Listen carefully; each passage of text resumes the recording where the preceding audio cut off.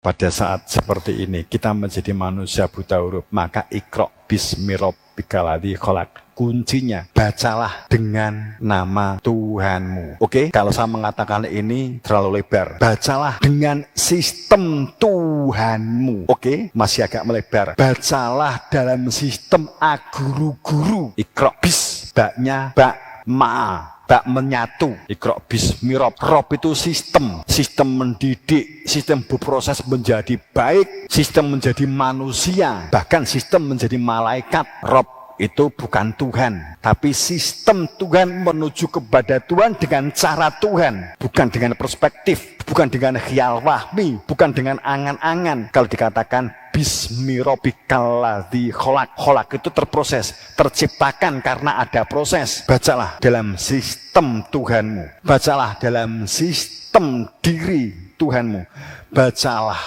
dengan Tuhanmu, bacalah dengan kesadaran aguru-guru, bacalah dengan fakir, bacalah dengan syukur, bacalah dengan sholawat, bacalah dengan takwa. Gitu. Bismi rabbikal ladzi khalaq, maka khalaqo akan terwujud, maka terciptalah. Bagaimana caranya? Iqra bismi khalaqal insana min 'alaq. Insan itu orang yang aktif, orang yang bergerak, orang yang punya kegiatan, orang yang tidak hanya diam, orang yang pikirannya enggak mati. Itu namanya insan. Tapi kalau nas, katakanlah Iqra wa rabbukal akram khalaqal insan, khalaqon nas, itu berarti benda mati. Menciptakan manusia. Di sini menciptakan manusia pakai menggunakan kalimat insan, pakai al lagi di depannya. Berarti harus ada sistemnya, harus ada metodologinya, harus ada caranya. Bahkan kalau dilibatkan akademik, ada istilah, ada analisanya, ada hipotesanya,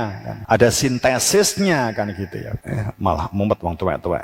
Jadi pada saat kita berbicara khalaqal insan min 'alaq, menciptakan, memproses untuk menjadi manusia. Proseslah akalmu, pikiranmu, hatimu dengan lapang dada. Min 'alaq, dengan cara min 'alaq, saling bersambung, saling koordinasi, saling komunikasi. Secara ilmu kedokteran, bahwa pada saat dia Tuhan menciptakan manusia dari segumpal darah, secara ilmu biologi ini salah. Ternyata manusia tidak dari segumpal darah, kan gitu toh? Karena alaq memang bukan darah. Darah itu mudghah. Jadi pada saat khalaqal insan min 'alaq, alaqun itu kalau kamu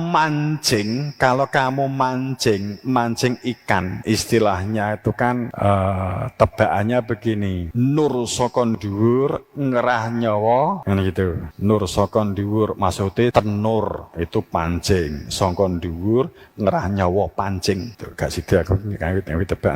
Jadi pada saat dalang tuh ya. Jadi pada saat dikatakan mancing itu kemudian untuk terjadi alakun itu dikai cacing, diberi cacing, diberi umpan, rekayasanya berbagai macam. Kemudian pancingnya itu berbentuk begini, itu supaya dapat nyangaut, supaya dapat ikannya nyangkut, supaya mulutnya itu nyangkut sehingga ikannya dapat diambil. Ini sehingga dikaitkan. Lah nek mancing terus menganggo bolah, enggak ene apa-apane lurus mancing didelok ngene lurus gak ene apa-apane ya enggak bakal dapet gitu ya. Jadi alakun itu koordinasi, konsolidasi, komunikasi. Itu alakun. Kalau kamu ingin jadi manusia al-insan yang bermanfaat dan berfaedah, min alak, kamu dibentuk melalui min alak, dari alakun, dari singgunganmu, dari kehidupan sosialmu, dari komunikasimu, dari saling supportmu, dari saling mendukungmu. Alakun sekaligus membuang hal-hal negatif yang menjadikan pancingnya patah, yang menjadikan ikannya menjauh. Khalaqal insana min 'alaq, maka Iqra wa rabbukal akram, bacalah dalam sistem Tuhanmu yang maha pemurah, yang mulia, yang agung, yang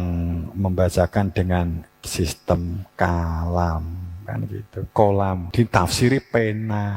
Masa Nabi Muhammad makanya dikatakan nggak bisa baca tulis nganggo kan pulpen kan enggak. Biar misalnya pulpen apa belum juga nggak tahu. Pulpennya itu dagu ini. Pulpennya itu dagu ini.